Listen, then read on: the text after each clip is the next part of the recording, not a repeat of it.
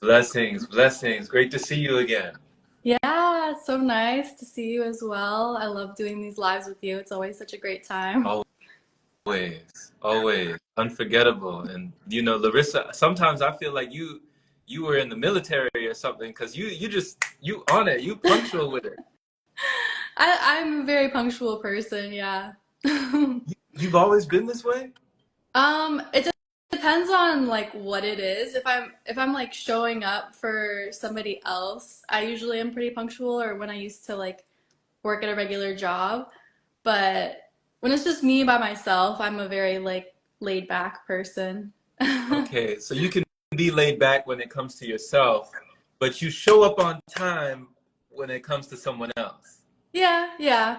I respect people's time, and I like when people are punctual with me. So, treat others the way you want to be treated. That's how I am. They call it the golden rule. It's true. It's the golden rule. Treat others. I used to go to this there was a Walmart that I used to go to, and there was an old guy, he would tease me. This old guy, he would tease me every time I come in. He was one of the welcoming, people that work at Walmart. And I think he was in his like 70s or late 80s or something like that. He was up there. But he would always tease me because I would come in and just grab juice and just walk out, and he'd be like, "You back for your green stuff again, huh? You back to get your green stuff, huh?" And I was like, "Yeah, Always yeah, on time. I'm about to get some green juice." And he was like, "Man," he said, I couldn't drink it. I couldn't do it." And then, he would teach me these lessons every now and then. And one of those lessons he would say, he would be like, "Do unto others Mm. as others Mhm. do unto you. Do unto others." Right? Yeah. So he was very Southern, but he lived by that code of do unto others. Yeah. Mhm. And I also like to flip it too, and realize that how you would like other people to treat you, you should also treat yourself. Mm, So, especially, in the ways that I want to see that reflected in my external reality, I also like to like, be loving and, very generous to myself, and then you see that reflected in how other people treat you, like respecting yourself and all of that. absolutely. That makes so much sense, especially the way that you put it, Larissa. So you're saying like to to see it reflected and to have it respected, we must be connected. Like Yep, on the definitely. inside before it's on the outside. Yeah, yeah, it works both ways. Okay. Where was an example of that in your life where you respected some aspect of yourself and then you saw it respected in someone else? Mm. I mean, I think the easiest way to see that, at least in my own journey, has been in like romantic relationships. So, like, when I didn't respect myself when I was younger, and then I was attracting people that didn't respect me, and then now I've made a huge shift in my life over the last, few years, and it's a game changer just in the amount that I love and respect myself. Now I don't take, anything less than that when it comes to like people that are really, really close to me. Right. Even not even just in romantic partnerships, but friendships and all of that. You just get much better, more respectful relationships out of learning to respect yourself first. Absolutely. Absolutely. I agree. And that can be challenging for so many people because how did you become conscious of that aspect right there? Like, how did you become aware of what was already there when it came to like your inner self-care? Because there's so many people that, you know, I myself included, we will run into relationships, right? Or will attract, like you say, attract these relationships where somebody will say to themselves, why do I keep meeting this narcissist and this person who's selfish and this person who mistreats me and this person who judges me and this person who laughs at me and this person who teases me? Why am I attracting all of this stuff? Hmm. But they never look inside. So what was it that finally kind of did it for you where you had that awakening? Well, I just realized I had to stop being a victim to my reality. I'm creating my reality, so it's like clearly I'm not respecting myself in a lot of different ways. And one of the ways is allowing people to disrespect me, or allowing people in my life, to treat me less than I deserve. So, you just have to start learning how to have boundaries. And that was a huge journey for me, because I used to just be, such a like people pleaser and just letting people take advantage of me. But I realized there's actually a lot of love in setting boundaries, and it starts with self-love, and then, it becomes true love and connection, because you're not codependent. You're not like, kind of manipulating people around you, because it might seem loving to let people treat you like shit and you're still being nice to them, but it's actually manipulation. You're not being your authentic self. You're not being honest and truthful and speaking up. And you're usually like holding a lot of things inside. But just being honest and authentic, even if it means saying like, hey, like, you can't do this, or, I need distance, or I can't have you in my life, but I love you. Like, that's like, the truth is always more loving than, not being honest, honestly. Right, right. Honestly, Yeah. But it took a long time for me to learn that. Right. And thank you for that honesty. Thank you for talking about that, and how it actually was a journey. It was a learning that was over time. It wasn't overnight. It was over many nights. So standing up for yourself, you know, it sounds like it was challenging in the beginning, but did it get easier over time, like setting those boundaries? Oh, yeah. Yeah, now I have kind of this like inner strength and like knowing in who I am as a person, and like confidence, and I don't have those codependent tendencies anymore, because I've actually become a very independent, strong person, and I love myself. I love my alone time, but I also know how to like connect with someone, and I don't have like walls up around my heart or anything, like, but I just have high standards and, a lot of respect for myself. So it, yeah, it's definitely a lot easier now, and it wasn't in the beginning, but now it makes me feel so good about myself, and it's given me more confidence, like the more I've practiced like setting boundaries, and then seeing how that has impacted me in a positive way by just having better relationships and not holding things inside, and being able to share honestly with the people in my life. It feels liberating. Absolutely. On all levels, liberation, just freedom. Yeah. Yeah. And like it's like more of an open heart. Like when you're holding things inside and not being honest, your heart just feels heavy. But when you can just open your heart and share honestly, even if it might, upset someone, it's okay. You work through it, and it just teaches you life lessons, like just how to have healthy relationships. It's so important. Yeah. Yeah, yeah, it is. It is. It's everything. Like when you mentioned that it's made you much more of a strong woman, like a stronger person, a stronger human being. I love that you said that about yourself, because that's such an affirmation to say, I'm stronger. Yeah. And when you talk about strength, many people have different definitions of what they think is strong. So what would you define as strength? Like, what does strength mean to you? Well, it might be like seem like the opposite, but I think vulnerability is strength. I think being able to like be open and honest and accept like how you feel, and be in tune with your emotions, especially as a woman and as a man too. Like it's not just about being like hard and like detached from your emotions at all, which is kind of what's like projected in society is being strong. But I think being really in tune with your emotions, not being afraid of them, and not being afraid to share them with others, and not having that fear of judgment, and just knowing who you are, and not letting people kind of just get in your head or anything like that. Just knowing yourself on a deep level. Yeah. Knowing thyself. Yeah. Yeah. Self-knowledge, self-mastery, just self-knowing, that inner knowing. Yeah, Yeah. exactly. Beautiful. So, on the topic of setting boundaries, when you're talking about learning how to set boundaries with different things in your life, different aspects, different relationships, what about the setting boundaries when it comes to your lifestyle, when it comes to your habits, when it comes to your patterns, when it comes to your diet? You know, when did you start setting boundaries when it came to your form of consumption? Mm.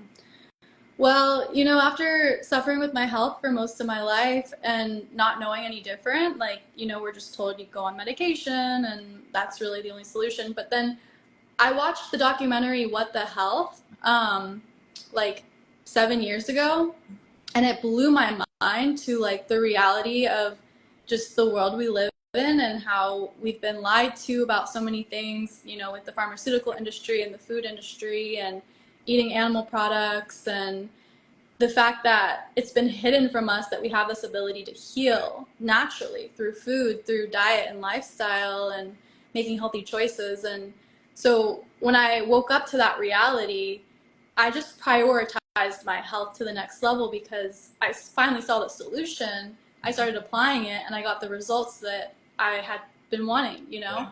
And so I didn't let anything get in the way of that. And any relationship I've been in, friendships, families, like family members, they've all kind of had to accept this new version of me. And it does put a strain on some of the relationships in the beginning when when you become a new person, honestly, and the Mm-hmm. people around you are like, who are you now? And it's like, it's okay to evolve. We're supposed to, be growing into our highest selves and growing and evolving and learning new things. Right.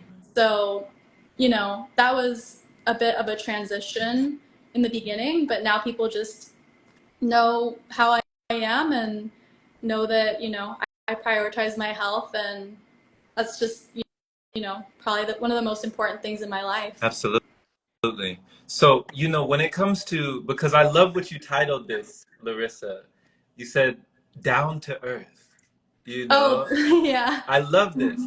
So, when it comes to you feeling down to earth or you feeling more grounded and you feeling more founded in this fulfilling reality, what about, with you said the dynamic of your relationships, what was the most challenging when somebody might see you as over there or outcast or outside or out of the bounds or the outer limits of what they think is possible or even what they think is necessary? They see you as up in the clouds, but you feel grounded. How do you Yeah. how do you make peace with that? Um, well, it's all about, like I said, knowing yourself. And I really have cultivated this mindset where I really don't care about what other people think about me. I mean, I think you kind of have to get into that mindset when you do like what both of us do, where we're on social media, we're sharing our lives, Instagram, YouTube. When you're putting yourself out there, it teaches you to have detachment around what other people think about you, because honestly, most of the time, everyone's just worrying about what other people think about them. They're not really thinking about you too much. And when there is judgment, it's just a reflection of what's within them. So, yeah, just knowing myself on a deep level, it keeps me grounded in my knowing of my truth. And I know that the things that I do to make myself feel my best, like, it's so powerful and how it's transformed my life. And I just really want to radiate that externally and share that with others and help other people transform their lives. Mm-hmm. So that is what motivates me daily to do what I do, not just for taking care of myself, but I know that when I take care of myself, I can show up, in this world for others as my highest self. And that's really what pushes and motivates me on a really deep level. Yeah. Yeah. Yeah, exactly, exactly. So beautifully put. Like when you're in more service to yourself, you can be in even greater service to someone else. Yeah, You know, exactly. that makes so much sense, and it's even logical. Because why do you feel like you were inspired to call it down to earth? Why did that name really come to Yeah. you? Yeah. And for people that are watching that don't know, I just released a raw vegan recipe ebook called Down to Earth Raw Vegan Recipes. And yeah, so the mindset behind that was because for this first recipe ebook, I wanted the recipes to just be like really, really simple, like down to earth recipes. Because sometimes you'll see certain raw vegan recipes where you need a dehydrator, you need to prepare it for like 2 days in advance, and it's this big project. And I've made fun recipes like that, you know, here and there over the years. And they're fun and delicious. Like you can make, you know, raw vegan pizza and stuff like that. But for my first ebook, for the raw vegan recipes, I just wanted it to be down to earth, simple. Like you don't need, you know, a bunch of crazy ingredients. You don't need a dehydrator or like tons of fancy kitchen equipment. It's just like, you know, the more simple recipes that are also super tasty and just like really healthy and down to earth. And that is simple, simple, Yeah. Because you that's know? personally like what I like, you know, on a daily basis, living as a raw vegan. Like, I just want to be able, well, most of the time I just eat like fruit mono meals. But if I want to, like, you know, make a more fancy dish, especially if I want to share it with like friends and family, then even then I still want, you know, something I can just throw together in the kitchen, you know, not take too long, not have to go spend a ton of money on crazy ingredients. Right, So, yeah. right. And I can only imagine that you were able to be within, you know, within a budget, within like, I mean, I can only imagine the way that you maneuvered throughout the matrix because you traveled so many places, right? In your RV, you know, in your van, you know, you were living van life, but you were also living a raw vegan van life. So you're Mhm. traveling all these places and you're still maintaining that diet or still maintaining your lifestyle. What were some of the challenges that you met that you were able to overcome?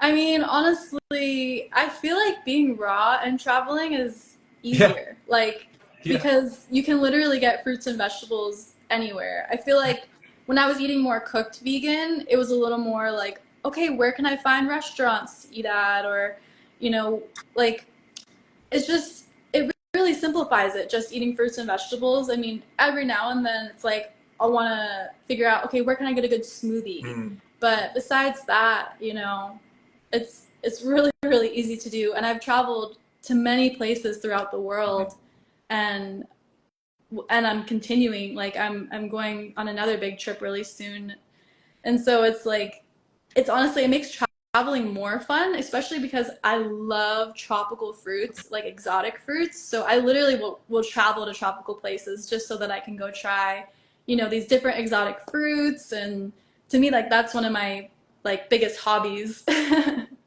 So it makes it fun. Yeah. I love that you have a childlike spirit about it and that you have a light heart and that you don't take things so seriously, Larissa, because, you know, people will say so many things like, yeah, you know, I tried to eat healthy or I tried to do this or I tried to, you know, live more, you know, vibrant or whatever, but it didn't work for me. It was too expensive. It was too much. It was too this or too that. And you're saying actually it's easy. You know, Yeah, it's and actually way easier than the other way. yeah, I feel like you save a lot of money, honestly, because if you're living like the average person, then you would be going out to restaurants and going out to the bar and buying drinks and buying alcohol and like going to the coffee shop, you know, every other day and spending however much on coffee. Like I save so much money not having these habits that I used to have that the average person does.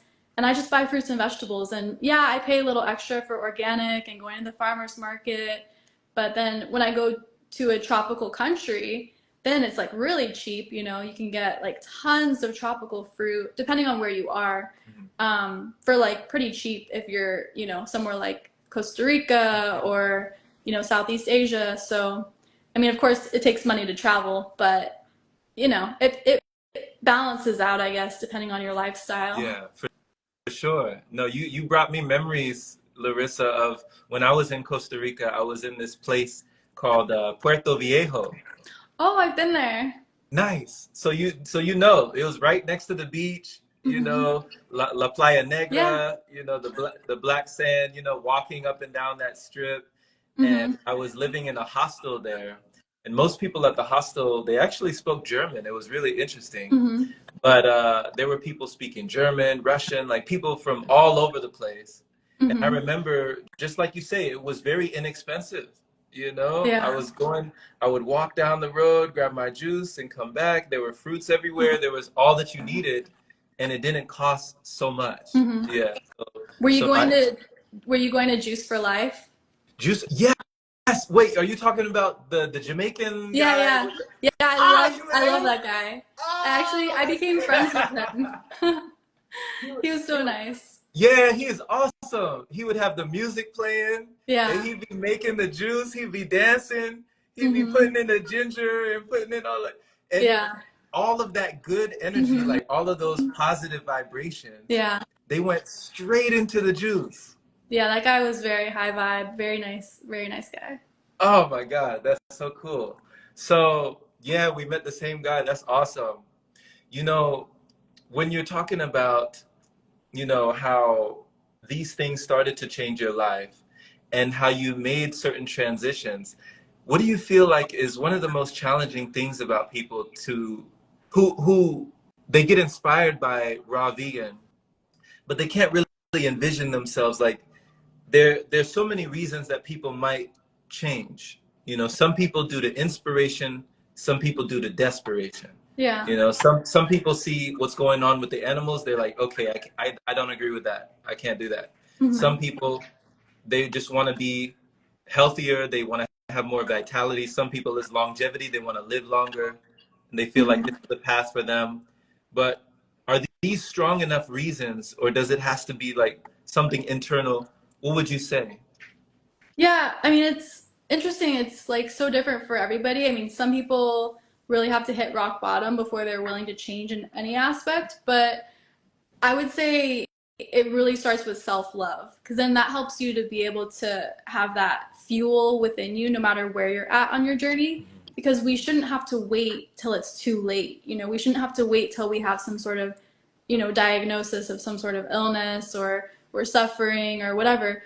Like, if we can start to cultivate a really, really deep sense of self love now, then that's what we can wake up every single day that can motivate us. And like I said too, like once you start to transform your life, you'll realize, oh wow, I can show up as a better person for this world, whether you decide you want to help other people do the same, or maybe you're a parent and you want to be the best parent you can be, or you want to be the best version of yourself for your friends and your Right, family, your loved ones. right. But it starts with you and just wanting to feel your best every single day. And it just takes a lot of work, with the mindset. And when I coach people one on one, like I find that that's what people need the most help with when it comes to like when they have a hard time sticking to a healthy routine, a healthy diet, when they really, really want to be raw vegan, but they keep, struggling with it. I can give them all the tools and resources when it comes to like recipes and, advice. But the biggest thing that people really struggle with is the mindset that's rooted in that deep self love. And so, what I really help people work on usually is just cultivating these routines. Like when you can start to stick to, little routines like waking up and going straight into a meditation rather than like grabbing your phone and getting like sucked into like stress and these different kind of hormones that don't make you feel good and you get addicted to that, feeling of Right. stress. You can start to basically rewire your body being addicted to the feel good hormones instead. Yeah. And the more you start doing that, then you'll want to start making better and better choices because you'll start getting addicted to the feeling of feeling good. Hmm. Because we're programmed to be comfortable with what's more familiar, and most of us are familiar with the hormones of stress. So that's why we stay in these patterns that keep us stressed out, and these loops where we're like, I want to eat healthy, and then we try, and then we have a craving, and then we give in, and then we feel stressed, and then it's like this cycle. But if you start to rewire, especially through meditation, Mm. like I said, getting addicted to like the feel good hormones, and you're like, okay, now I want to go exercise, and then you'll get those endorphins going, and then you're like, okay, now I want to like have a smoothie, and then you'll feel really good, and then you're like, okay, cool, like now I want to like check some things off my to-do list because that feels really good too. And it's just you start this cycle of just these feel good hormones, and that's what you get addicted to instead, and it feels really Yeah, good. it does. It does. I agree. And it's like the experience of the individual, you know, because somebody can listen to you, Larissa, and they say, wow, she looks like she feels good. She looks good. She looks clean. She looks vibrant. She looks healthy.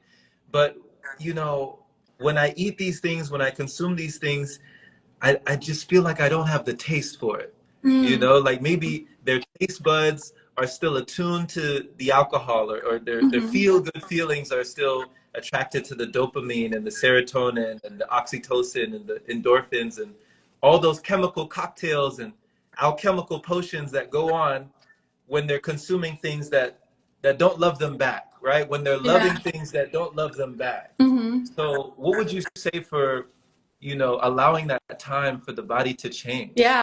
Yeah. I mean, there's definitely, for a lot of people, a period of discomfort in the beginning when it comes to like shifting to a very cleansing diet, like a raw vegan diet. You go through definitely a period of detox. And I think the more like quickly you get through that period through doing some deep cleansing with like herbs and doing a parasite protocol where you can kill off parasites, because those little guys are really going to be messing with your head and getting you to crave things that you don't truly want to eat, but they don't want you to clean your body, so they can communicate and basically hijack your brain and make you crave things that will keep them happy. But I think that's a huge thing that people struggle with Yeah. the cycle of not being able to stick to it, is they didn't do like a parasite cleanse or a colon cleanse.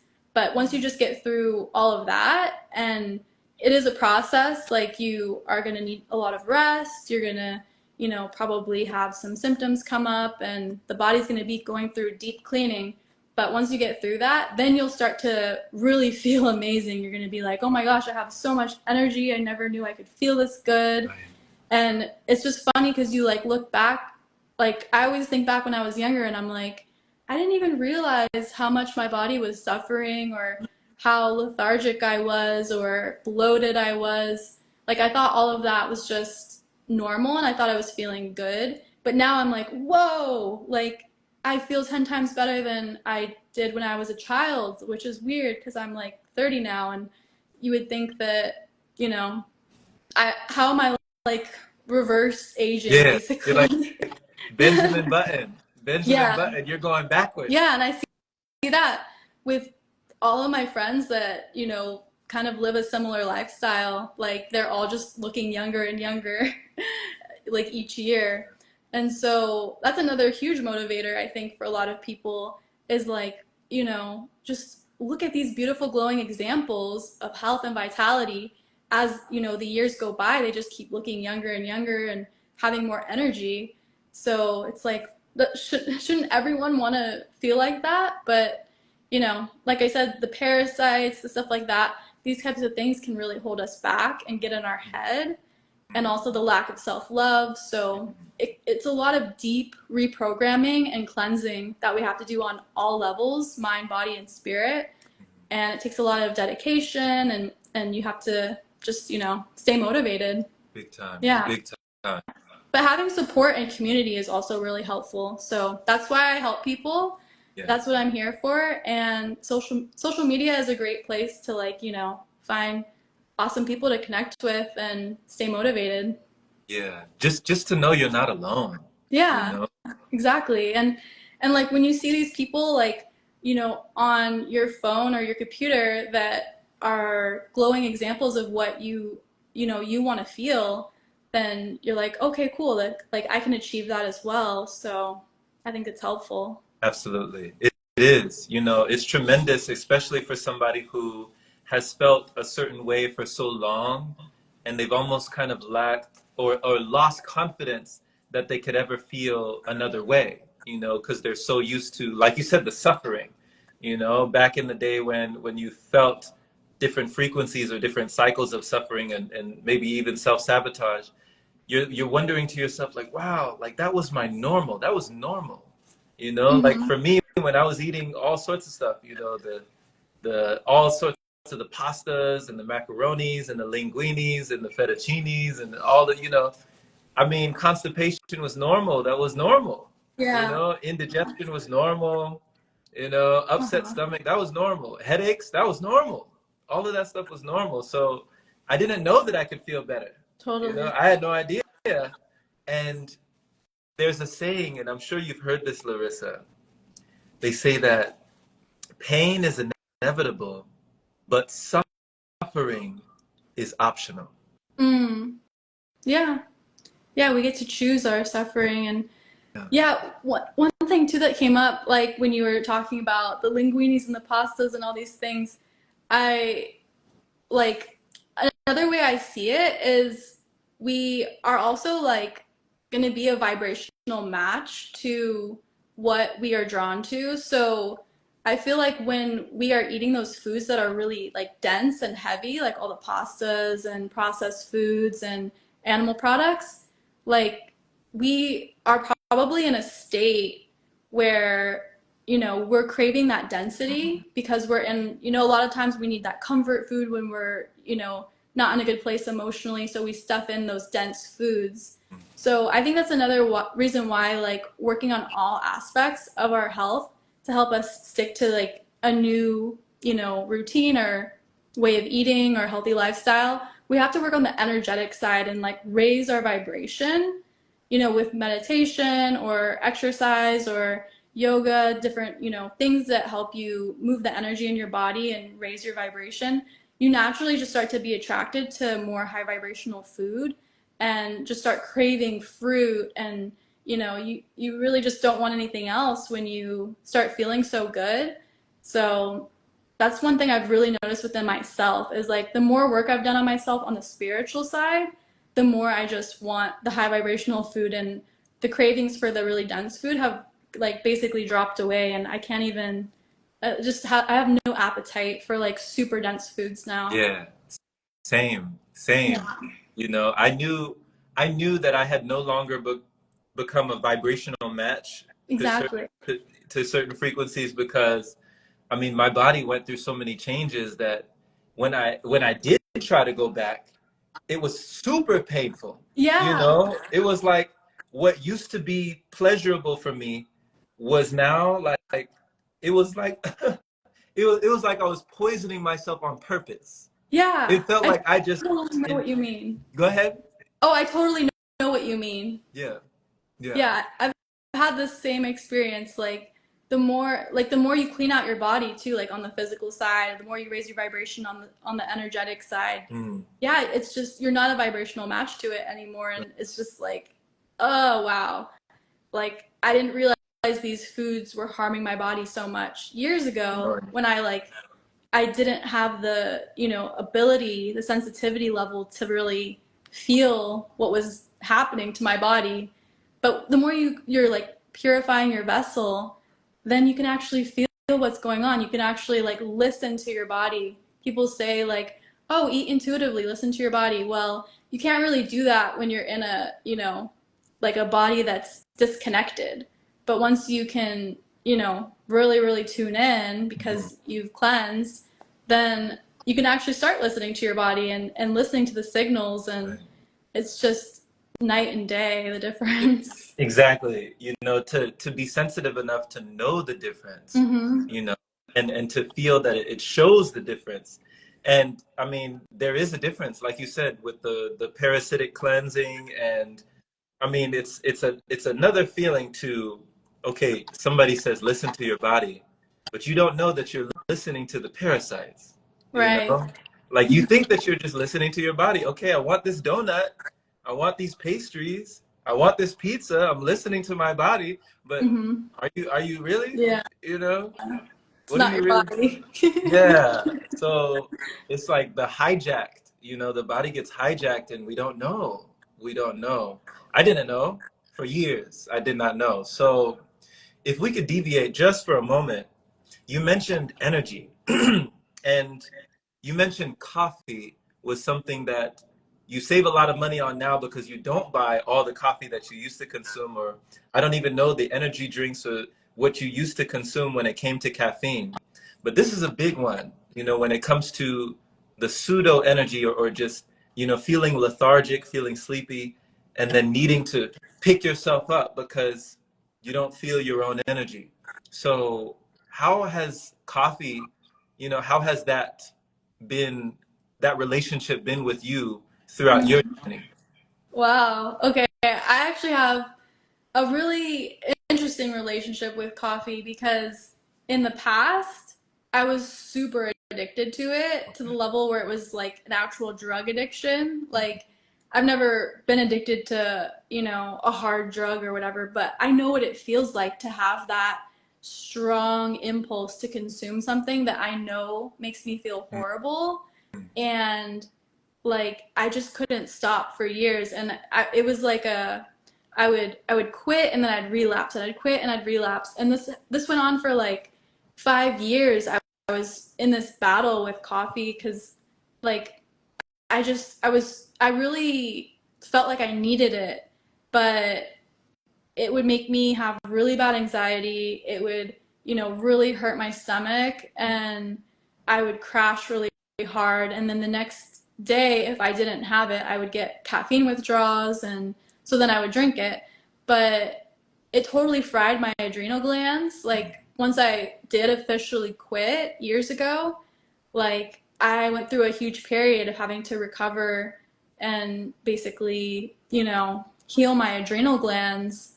And also, the last time I ever had it, it basically gave me a kidney infection. So Whoa. that was like the final straw.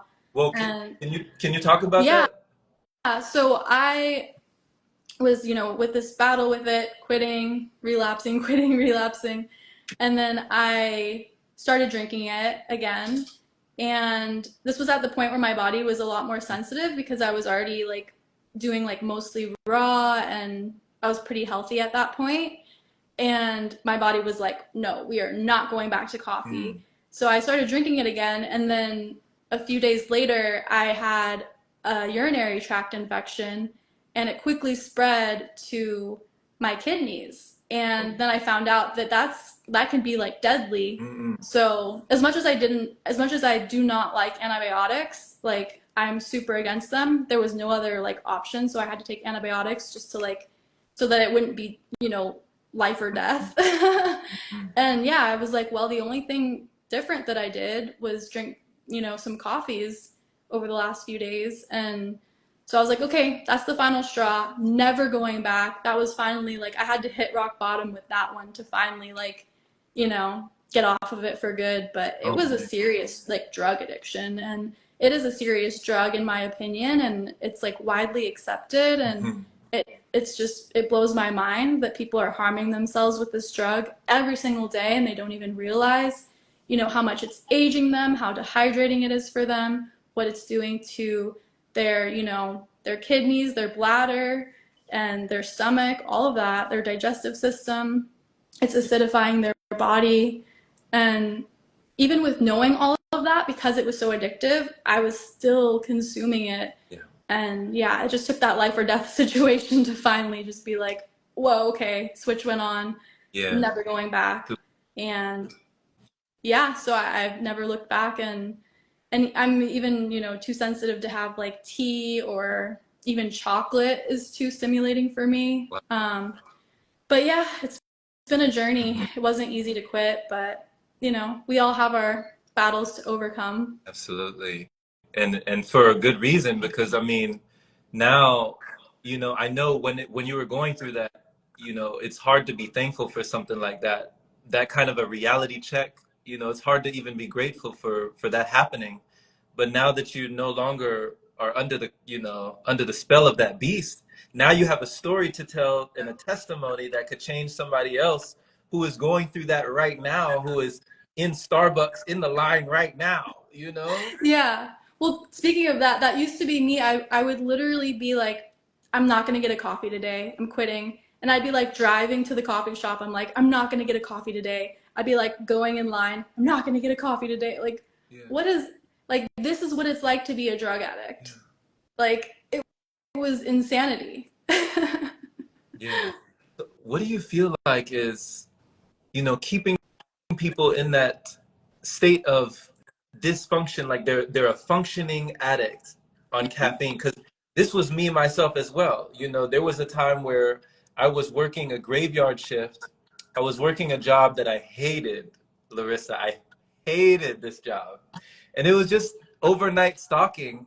We were just stocking shelves from 10 at night till 10 in the morning at a grocery store.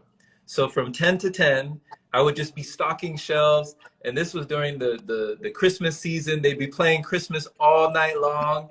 And I'm just trying to stay on my feet.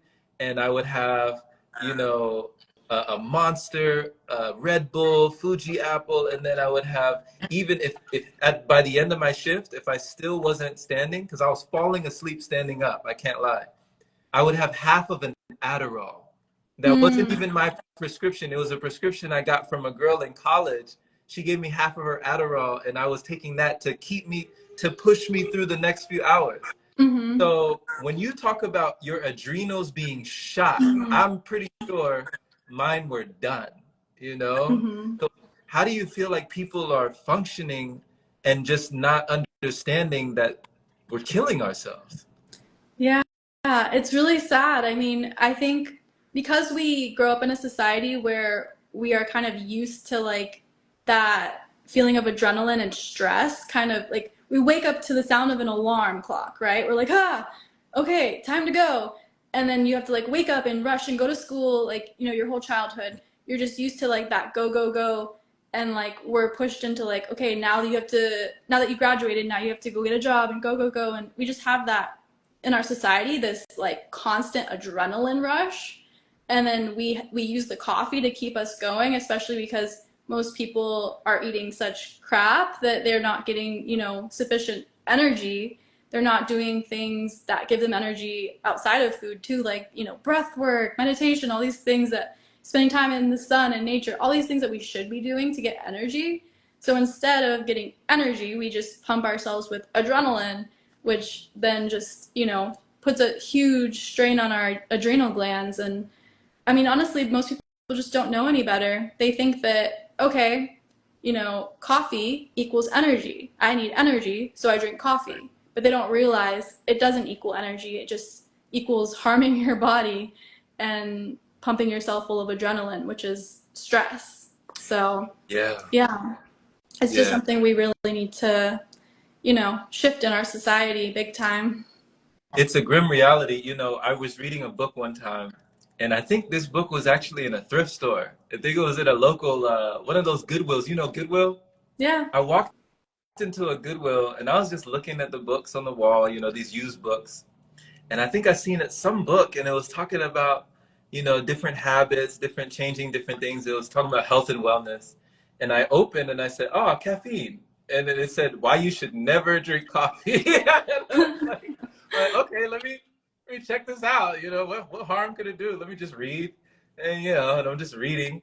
And sure enough, just like you said, Larissa, it was like basically telling me how dehydrating it was, how crippling it was, how messed up it was for your body, and how basically, when it comes down to it, you're just shaving years off of your life.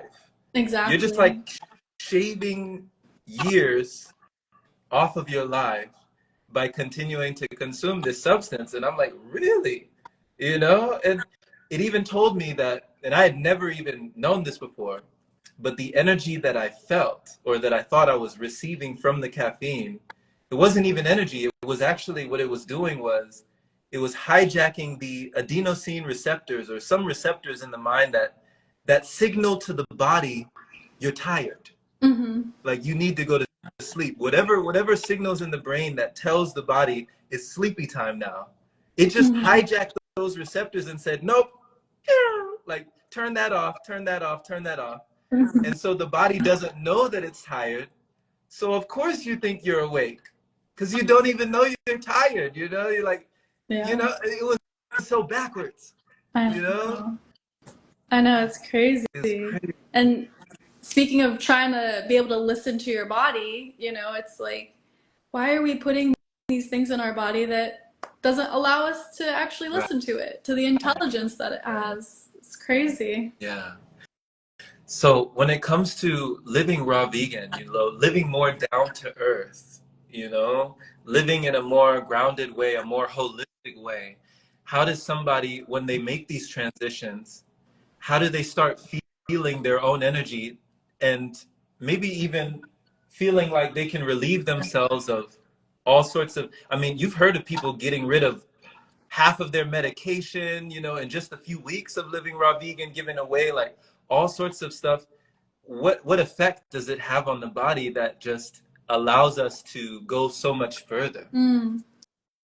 Well, I mean, really, all disease stems from like the buildup of accumulated waste in the digestive tract. And when you're finally eating living foods, these fruits and vegetables that are full of fiber and they're very cleansing and they don't take as much effort and energy to digest, Right. your body will just start releasing pounds and pounds and pounds of waste, especially if you assist it with like juice cleansing and taking herbs, and you'll just start to have all of this crap come out of you. And it's like, whoa, I didn't even realize I could have that much stuff inside of me that's just been sitting there for a long time. And when that stuff is sitting there for a long time, all the animal products and the grains and all these things that are sticky and stay stuck, they just rot and decay and attract parasites and fungus and bacteria to grow and thrive. And once that all kind of just starts coming out and your body isn't as full of toxins, then it just has energy to like do other things to help it heal, to give you energy where you can just feel like you don't need caffeine anymore. You want to work out, you want to move your body, you want to go live your best life. You'll feel more inspired. You'll start waking up to the reality of the world around you, and you'll be like, whoa, okay, I need to take my power back in all these different ways that I have been giving it away to, you know, like we give our power away in so many ways, like just not even realizing, you know, that we don't have to be a slave to the system. Like, for instance, eating poorly and then getting on medication and then living our lives like that, like, or even just like living or having a job that, you know, you're not happy. Like, there's all these things that you'll start realizing you can shift in your life because you'll start to feel inspired. You'll have all this extra energy to actually live your best life. And yeah, it's just, you know, that energy that the body's spending trying to clean out, you'll finally be able to use it for so much more. Yeah. And creating a beautiful life, honestly. Yeah, no, I agree. You know, it's like we're able to use it because we do not abuse it. Exactly. You know, we're Yeah. we're able to choose it. Yeah, Mm-hmm. yeah. So, you know, I love this because you really do radiate, you emanate, and you give off this energy, like in your videos, in your, you know, in your talks, in your informational guides, in your meditation guides. You know, you're giving all of this energy back. You're sharing this energy with the world. Your heart is open, your chakras are open, your centers are open, and you're just giving. And it's also it's a representation of the life that you're living when we see all the things that you're giving. So when it comes to this, you know, understanding that, you know, all of this is a learning, and people come from different avenues, different points of life, different upbringings, different cultures and traditions. And there's also something to be said about their body image. You know, like body image is something that people, they usually have concerns about when they're switching lifestyles. They think like, oh, what am I going to do? I need my protein, right? Oh, what am I going to do? I need my muscles, right? You don't seem to have that problem. In fact, you do a lot of yoga. We see you do a lot of exercise. We see, I mean, you're very fit. So what can you tell somebody who is worried about losing muscle or not being fit on a raw vegan lifestyle? Yeah, that's a great question. And it's a huge concern that almost everybody that I talk to has. It's probably the question I get asked the most is about protein or losing too much weight, or even people that are concerned about gaining too much weight because, you know, fruit has too much sugar, you know, stuff like that. So I would say with protein, that's another way, like I said, like we're having our power taken away from us by being misled down this whole idea that we need all this protein. And it's really just marketing for the animal agriculture industry and, all these brands that make protein powders and protein bars. It's just marketing to push this idea that we need protein. And then they always say, oh, protein gives you energy. No, that's not true. It actually, takes away a lot of energy to break down protein. And it puts a huge strain on the kidneys as well. Excess protein, it's really not good for your kidneys. But the thing is, we like to build muscle and all of that, what the body actually needs is amino acids, which are the building blocks of protein. And all whole plant foods have all of the essential amino acids. Fruit has all of the essential amino acids. So that's why you can see all these people like myself, like a lot of men that are into like body or bodybuilding, weightlifting, or calisthenics. I have a lot of friends of mine that, mostly just eat fruit, do a lot of juice, and they have big muscles. And like, I got some muscle and I just eat fruits and vegetables, and I get all the amino acids that I need. I don't focus on protein because that's acidic to the body to eat too much. It's hard on the kidneys. So, I thrive on the fruit and I get all this energy that motivates me to want to move my body. I feel really good when I move my body every single day. So it keeps my body really fit and healthy. And I don't do it just to build muscle. I do it to move my lymphatic system, for the feel-good hormones that it produces. And yeah, I like the way it feels, honestly. So it's not really about body image for me too much. Although I do like how I look because I take good care of my body. But yeah. And then for people that are concerned about gaining weight with fruit sugar, well, I mean, sugar is just pure energy. And when it comes from fruit, it just gives you energy. It doesn't actually make you gain weight. It's actually, the most energizing thing that you could put in your body. And then, like I said, you'll want to move your body, and then, you'll stay in really great shape. Right. And that's actually a key, you'll want to move your body. Yeah, That's exactly. that's a big key, because when you have so much energy and it's coming from an internal source instead of an external source, and you're like, you feel a lot more coming into the body, a lot more light channeling into the body, and you feel all this energy. Now you can go use it, to do something that's going to be more conducive for the conductivity that you want to feel anyway. Yeah. So And speaking of light coming into yeah. the body, I feel like when you're eating fruit, that's another huge thing about it, is like you're getting all of this life force energy, the sunlight energy from the sun. Because a lot of people like think about calories give you energy, or, I mean, sugar does give your cells energy, but I think the main thing that gives our bodies energy is life force energy. And that's why fruit makes you feel just like so good and like, yeah, I could do anything. And like I said, not only will it motivate you to live a healthier lifestyle, but to me, I've seen it motivate me to just live a better lifestyle in all aspects, like living my dream life. And it's helped me just have that power, that fuel, and it feels so good. Yeah. It's been kissed by the sun. Yeah. We're children of the sun. It's been touched by the sun. Yeah. Like when you think of I remember hearing about this tree, Larissa. There was a tree, and it was like, it was in this spot, and they built this home. They built like this building that was kind of like blocking the sun from the tree. So you know what the tree did? Did it grow around it? Yeah, Yeah. the tree literally, it started to gradually like wrap around the building, Oh, so nice. it could get to the sun, Yeah. right? We all need it. We all need the sun.